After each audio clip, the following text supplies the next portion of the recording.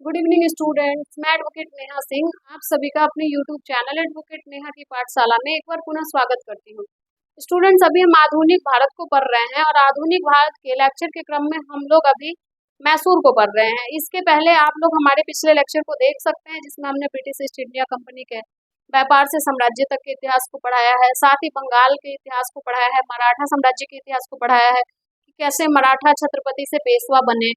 फिर उसके बाद मैं अभी मैसूर स्वतंत्र राज्य मैसूर के बारे में पढ़ा रही हूँ। तो मैंने आप लोगों को अपने पिछले लेक्चर में ये बताया है कि कैसे जो मैसूर के शासक रहते हैं चिक्का कृष्णराज, तो चिक्का कृष्णराज के दो अधिकारी रहते हैं, एक सर्वाधिकारी एक दलवई, एक नंजराज और एक देवराज।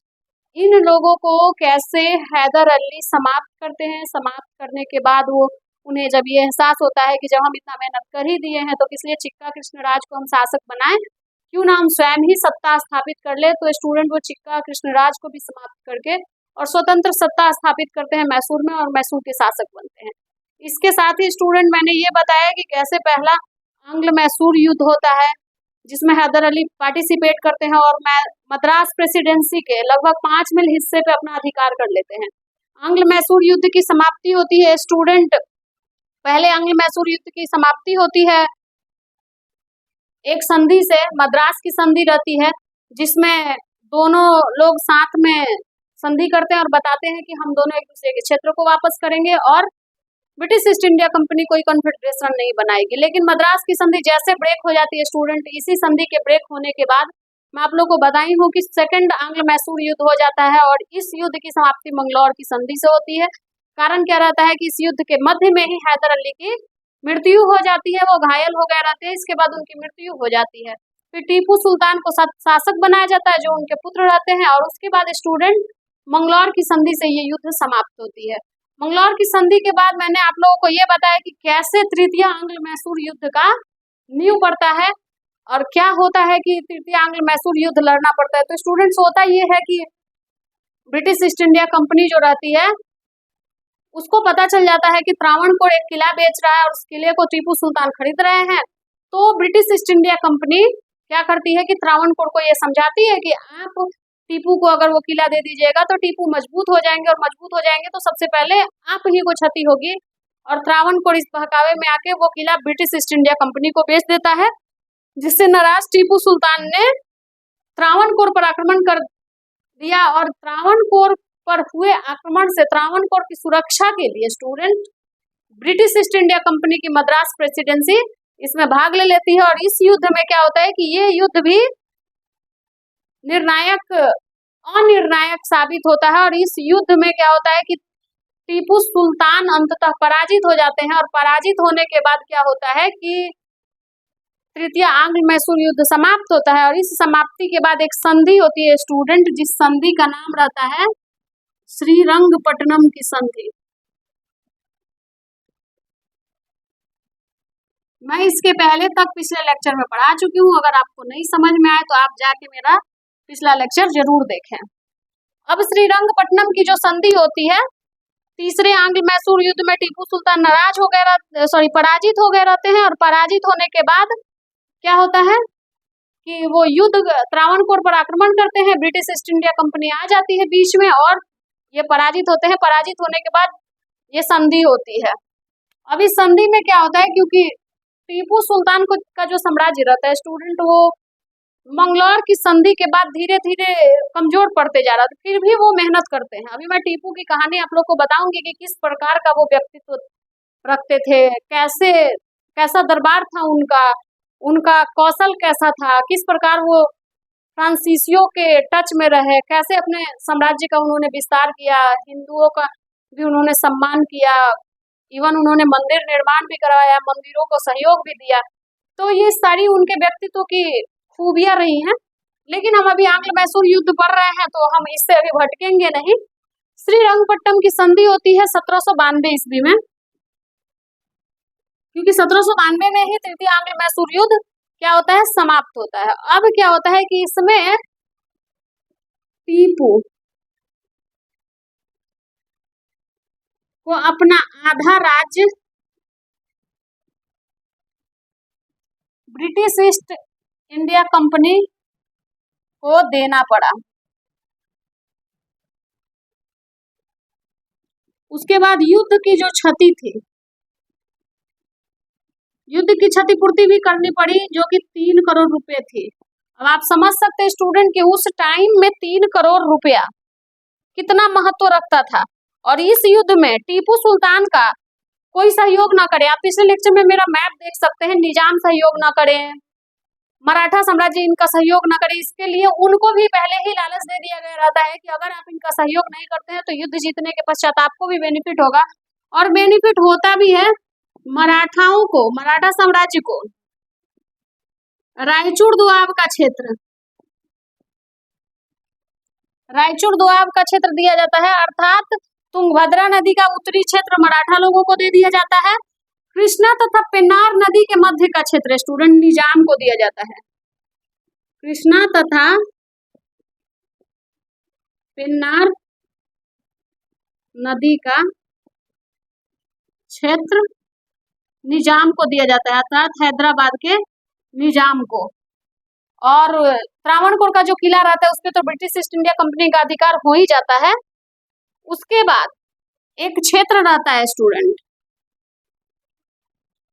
कुर्ग, मैसूर से अलग करके कुर्ग को एक स्वतंत्र क्षेत्र बना दिया जाता है।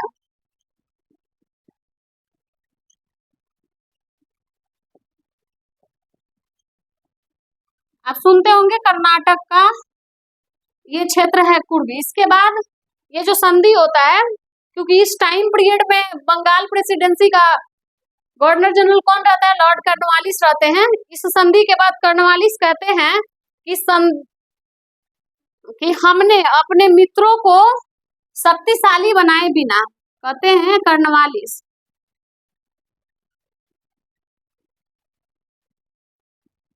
हमने अपने मित्रों को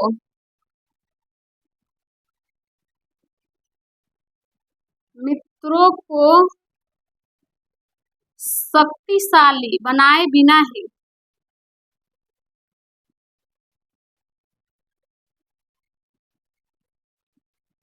अपने शत्रु को कमजोर किया।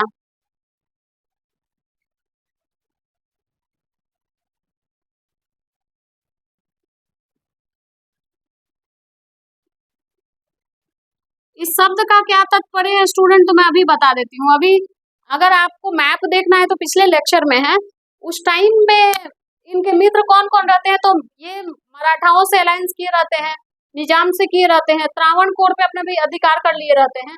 तो इन लोगों को ये मित्र बनाए रहते हैं।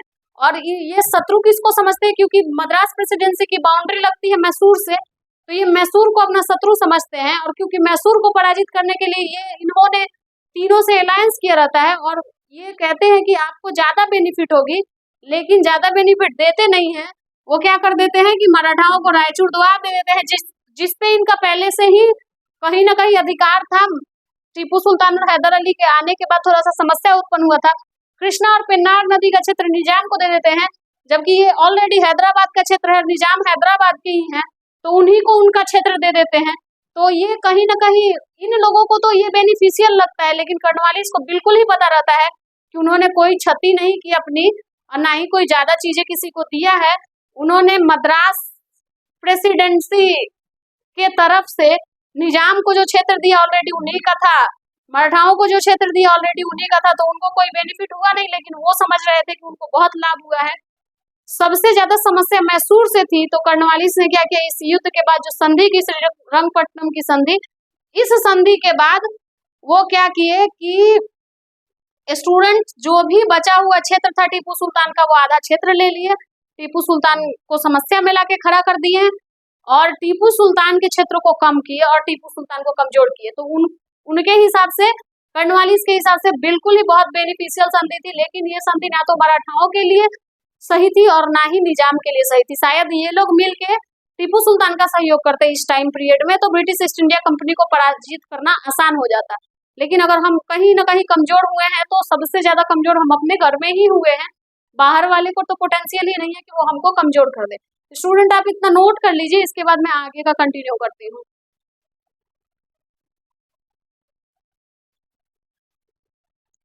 अब आगे क्या होता है स्टूडेंट, देखिए मैं आप लोग को एक चीज बताना चाहती हूँ कि हम लोग एक ही टाइम पीरियड में उस टाइम अलग अलग जगहों पे अलग अलग राजवंश शासन कर रहे होते हैं, अर्थात कि कुछ क्षेत्र में मराठा शासन कर रहे होते हैं, कहीं पे आप देखेंगे तो बंगाल में नवाबों का शासन रहता था, उसी टाइम में दिल्ली में मुगल शासकों का कालखंड था स्टूडेंट, मैसूर में टीपू सुल्तान और हैदर अली का कालखंड। तो हम लोग इन सभी राजाओं को अलग अलग पढ़ रहे हैं और अलग अलग समाप्त कर रहे हैं। एक साथ पढ़ के समाप्त करना मुश्किल हो जाएगा और शायद हमारे आपके लिए समझना भी मुश्किल हो जाएगा। तो अब हम आप लोग को बताते हैं कि ये तो श्रीरंगपट्टनम से समाप्त हो गई आपकी तीसरी आंग्ल मराठा युद्ध, अब सॉरी आंग्ल मैसूर युद्ध।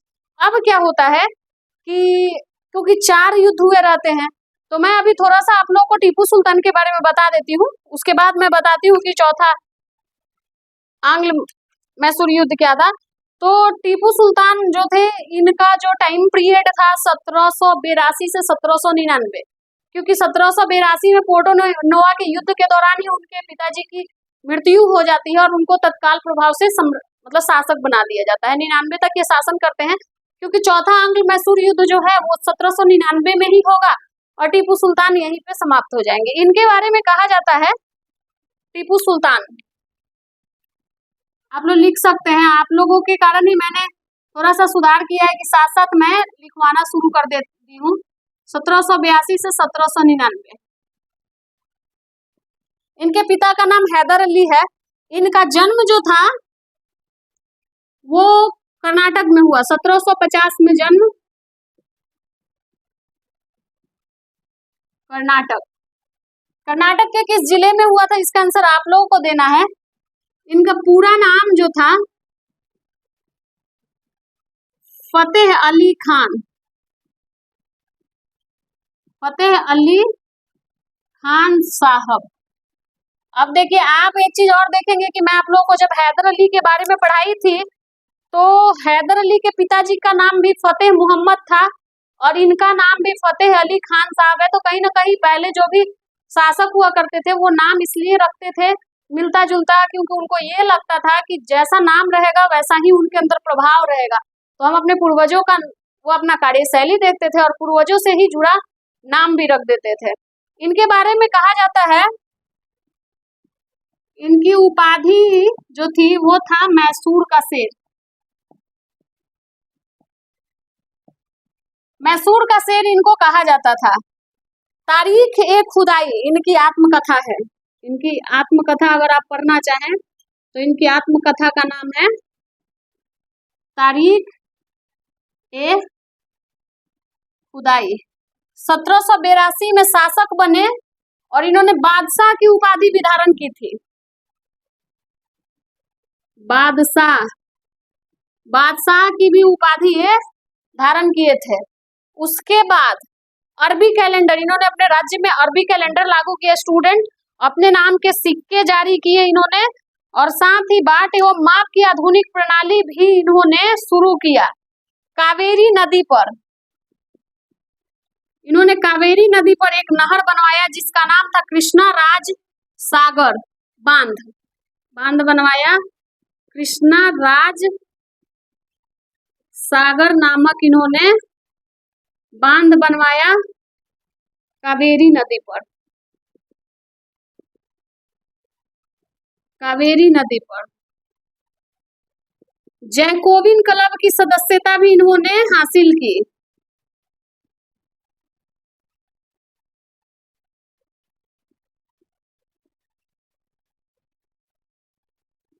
आप लोगों से क्वेश्चन रहेगा, जो भी स्टूडेंट वीडियो देखेंगे वो मुझे बताएंगे कि क्या था जैकोबिन क्लब।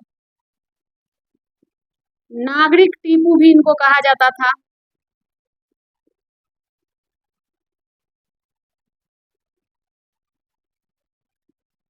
नागरिक टीपू के नाम से भी जाने जाते थे। श्रीरंगपट्टनम इनकी जो राजधानी थी, शासक बने तो बनाए श्रीरंगपट्टनम। स्वतंत्रता का वृक्ष इन्होंने लगाया।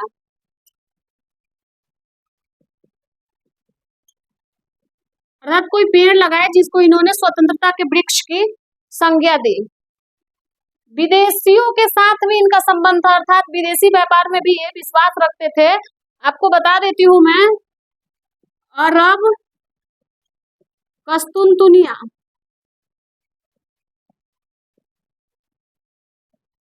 अरब कस्तुनतुनिया। उसके बाद काबुल मॉरिशस, काबुल मॉरिशस के साथ पत्राचार के एविडेंस मिले हैं, अर्थात किसी पुस्तक के माध्यम से ये पता चला है कि इन देशों के साथ ये पत्राचार करते थे। फ्रांस के साथ इनका संबंध अच्छा था, ये आपको पता ही है। और फ्रांस के साथ संबंध अच्छा होने के कारण टीपू ने एक मजबूत नौसेना का गठन किया था। नौसेना आपको पता है ना कि पुर्तगाली जब आए थे तो उन्होंने नेवी को स्ट्रॉन्ग किया, उनको समाप्त करने के लिए ब्रिटिशर्स, फ्रांसीसी, डच जो थे वो नेवी को स्ट्रॉन्ग किए थे, तो इन्होंने भी नौसेना का गठन किया था क्योंकि समुद्र के किनारे इनका राज्य था और ये व्यापार भी करते थे। एक व्यक्ति रहता है फ्रांसीसी commander lieutenant repo, lieutenant repo French रहता है। इसको इन्होंने अपनी सेना में नियुक्त किया।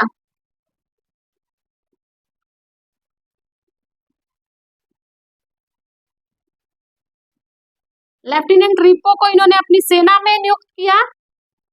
उसके बाद एक श्रृंगेरी मठ का आप नाम सुने होंगे, श्रृंगेरी मठ का पुनर्निर्माण।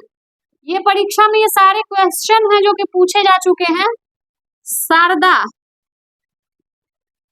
देवी की मूर्ति के लिए दान भी दिया इन्होंने।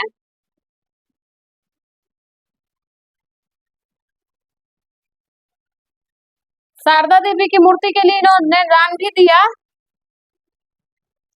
और सबसे बड़ी बात, इन्होंने अपना मंत्री पंडित पूर्णिया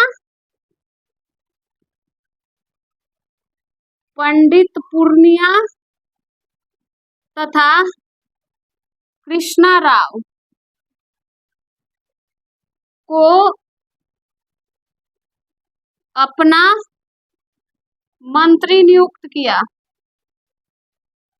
और क्योंकि ये बहुत विचलित रहता था अपने शासन प्रशासन को लेकर, इधर ब्रिटिश ईस्ट इंडिया का हस्तक्षेप था, साथ ही स्टूडेंट मद्रास का टेंशन, आप त्रावणकोर का टेंशन, हैदराबाद के निजाम का टेंशन और साथ ही साथ मराठा साम्राज्य का भी टेंशन था। इन सभी टेंशन के कारण टीपू विचलित रहा करते थे और इनकी विचलित वाली स्थिति के कारण थॉमस मुनरो ने इन्हें अशांत आत्मा कहा है। टीपू सुल्तान को अशांत आत्मा थॉमस मुनरो ने कहा। आप अपने नोट्स में प्रिपेयर कर लीजिएगा क्योंकि ये इम्पोर्टेंट है। ये था आपके टीपू सुल्तान की जो भी खासियत कहिए या उनकी कार्यशैली कहिए या उनका वृतांत कहिए, उनके जीवन से जुड़ा जो कि एक शासक से संबंधित फैक्ट्स हैं जो परीक्षा में पूछे जा सकते हैं, ये सारे फैक्ट्स हैं। इसके बाद मैं आती हूँ आप लोगों के पास चौथे आंग्ल मैसूर युद्ध, क्योंकि ये टीपू सुल्तान की खूबियां थी। अभी तक हमने तीसरे आंग्ल मैसूर युद्ध के बारे में पढ़ लिया और वो युद्ध श्रीरंगपट्टनम की संधि से समाप्त हो गई। आप इसको नोट कर लीजिए, फिर मैं चौथे आंग्ल मैसूर युद्ध के बारे में बताऊंगी।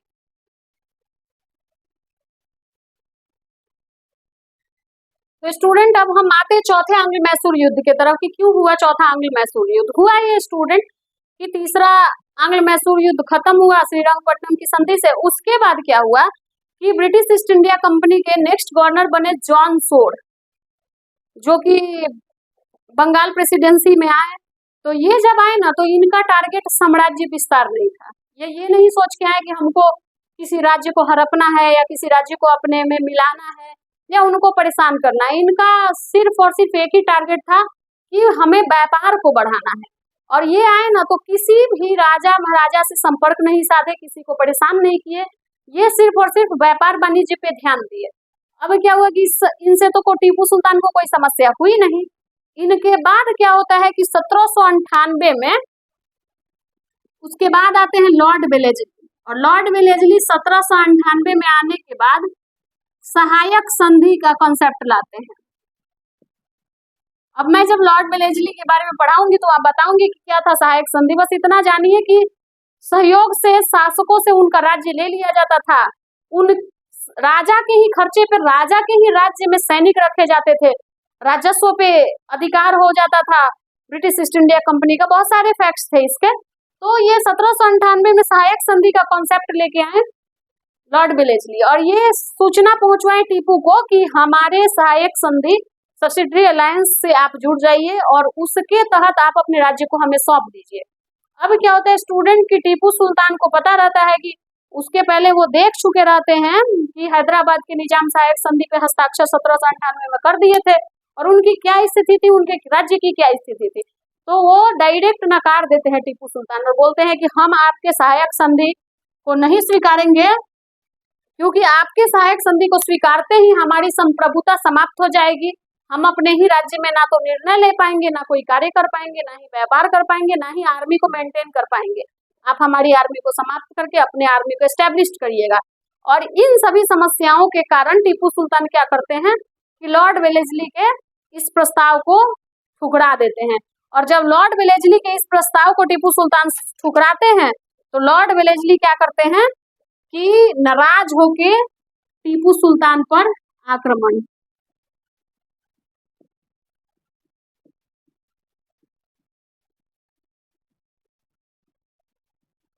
ये टीपू सुल्तान पर क्या कर देते हैं, आक्रमण कर देते हैं।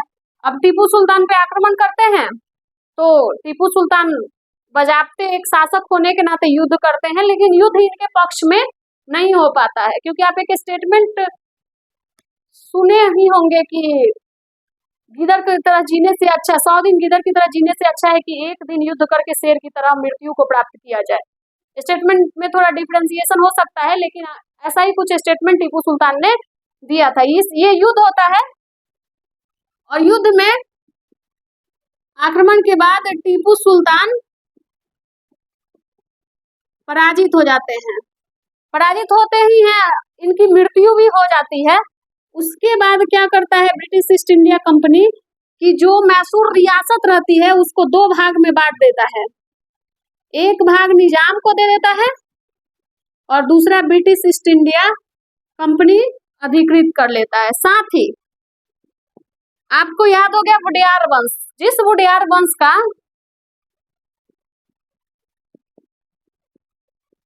पहले शासन था, उसी वुडेयार वंश के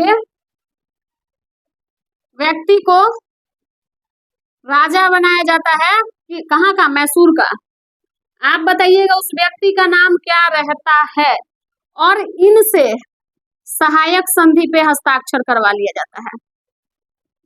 अर्थात ब्रिटिश ईस्ट इंडिया कंपनी मतलब वेलेस्ली ने अंततः सहायक संधि के माध्यम से ही मैसूर को ब्रिटिश ईस्ट इंडिया कंपनी का पार्ट बना लेता है, और ये आधा क्षेत्र निजाम को दे देता है, आधा अपने अधिकार क्षेत्र में रहता है। वुडेयार वंश के ही एक व्यक्ति को राजा बनाता है और क्या करता है कि सहायक संधि पे हस्ताक्षर करवा लेता है। और हस्ताक्षर के बाद मैं बता देती हूँ स्टूडेंट, वुडेयार वंश 1947 तक मैसूर स्वतंत्र रियासत की तरह काम करता है। अर्थात शासक बनते हैं और ब्रिटिश ईस्ट इंडिया कंपनी से समझौता करके और अपने प्रशासन को संचालित करते हैं, अर्थात कोई युद्ध नहीं होता है यहीं पे। और वेलेस्ली क्या होता है कि कुर्ग, जो मैं पिछले लेक्चर में बताई थी कि श्रीरंगपट्टनम में के दौरान ही कि कुर्ग को एक नया प्रांत बनाया जाता है, तो यहाँ पे क्या करता है वेलेस्ली की कुर्ग में ब्रिटिश ईस्ट इंडिया कंपनी की कमिश्नरी स्थापित कर देता है। एक कमिश्नरी स्थापित कर देता है जहां से वो देख रेख कर सके।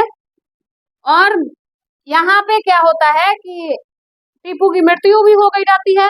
मैसूर स्वतंत्र रियासत बन के आगे तक रहेगा 1947 तक। सहायक संधि से Mysore British east India company को मिल जाता है, और इसके बाद एक स्टेटमेंट देता है वेलेस्ली,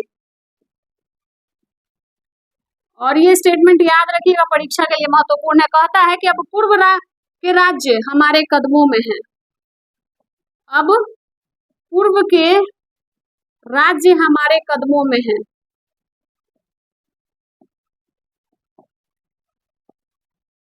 अर्थात जब हम गवर्नर जनरल और गवर्नर और वायसराय को पढ़ेंगे तो उस दौरान मैं बताऊंगी कि सहायक संधि के माध्यम से कब कब कौन कौन राज्य students British east India company का हिस्सा बन जाता है। तो वैसे ही वेलेजली क्या किया रहता है कि निजाम को भी 1798 में बना लिया, 1802 में मराठाओं के साथ संधि कर लिए, 1799 ईस्वी में मैसूर भी इनका पार्ट हो गया। तो ये बोलते हैं कि अब पूर्व का राज्य क्या है, हमारे अधिकार क्षेत्र में आ गया है। और इसी के साथ समाप्त हुआ स्टूडेंट मैसूर का इतिहास।